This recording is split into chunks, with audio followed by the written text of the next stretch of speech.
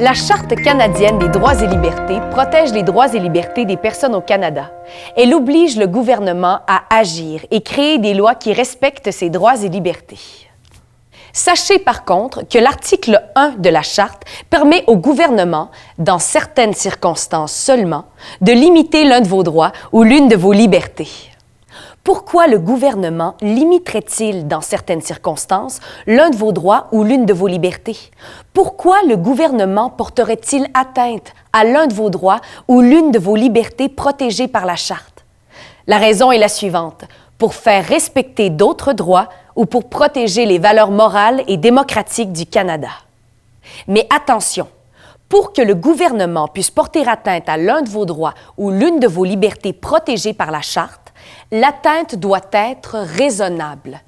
La Cour suprême du Canada a établi un test très précis qui détermine quand le gouvernement peut porter atteinte à un droit ou à une liberté garantie dans la Charte. Ce test est expliqué dans la décision « La Reine contre Oakes ». Au cours de cette capsule juridique, je vous présenterai 3 exemples où la Cour suprême du Canada a autorisé la violation d'un droit ou d'une liberté garantie par la Charte.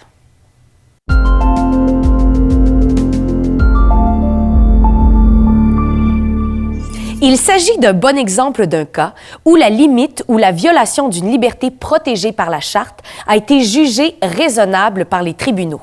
Dans cette affaire, la Cour suprême du Canada a décidé que la violation de la liberté d'expression de M. Kykstra était raisonnable.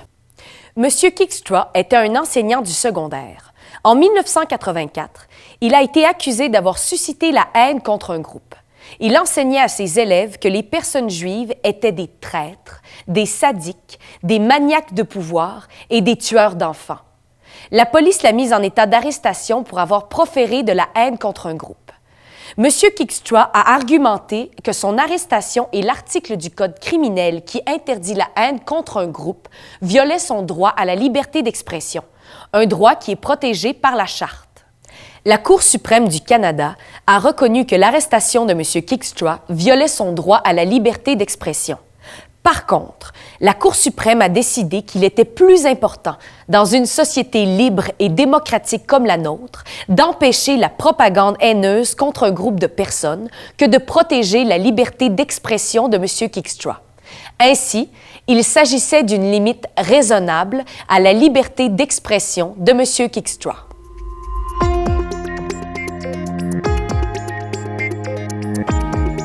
La décision Rodriguez est un deuxième exemple où la limite d'un droit par la Charte a été jugée raisonnable par les tribunaux.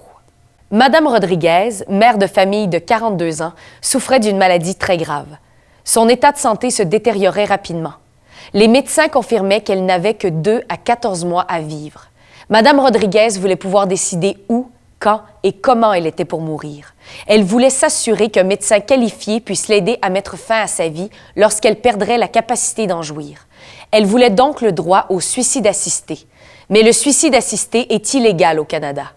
Madame Rodriguez a porté cette question devant les tribunaux et a argumenté que l'article du Code criminel qui interdit le suicide assisté violait ses droits qui étaient protégés par la Charte. La Cour suprême du Canada a présumé et a donc accepté l'argument que l'interdiction au suicide assisté violait le droit à l'égalité de Madame Rodriguez.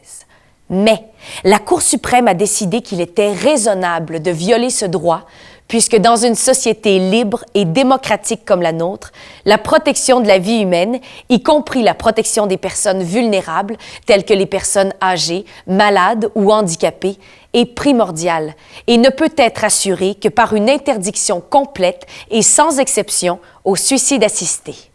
Ainsi, il s'agissait d'une limite raisonnable au droit à l'égalité de Madame Rodriguez.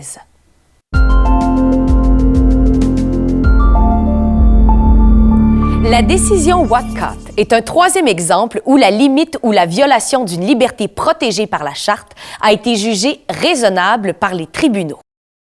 En 2001 et 2002, M. Watcott a distribué des dépliants à Regina et Saskatoon au nom d'un groupe d'activistes chrétiens. 2 dépliants qu'il distribuait s'intitulaient « Gardons l'homosexualité en dehors des écoles publiques de Saskatoon » et « Des sodomites dans nos écoles publiques ». Ces dépliants parlaient et insultaient les personnes d'orientation homosexuelle. Ils invitaient les lecteurs à discriminer les personnes homosexuelles. Monsieur Watcott a été accusé d'avoir suscité la haine contre des personnes en raison de leur orientation sexuelle. Il a argumenté qu'il avait le droit de distribuer les dépliants grâce à la liberté d'expression et la liberté de religion garantie par la Charte. La Cour suprême du Canada a reconnu que l'on avait violé le droit à la liberté d'expression et à la liberté de religion de M. Watcott. Par contre, la Cour suprême a décidé qu'il était plus important, dans une société libre et démocratique, d'empêcher la discrimination au Canada basée sur l'orientation sexuelle que de protéger la liberté d'expression et de religion de M. Watcott. Ainsi, il s'agissait encore une fois d'une limite raisonnable à la liberté d'expression et à la liberté de religion.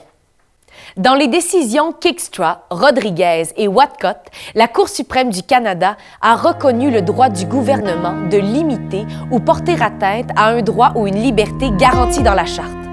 Il faut faire attention.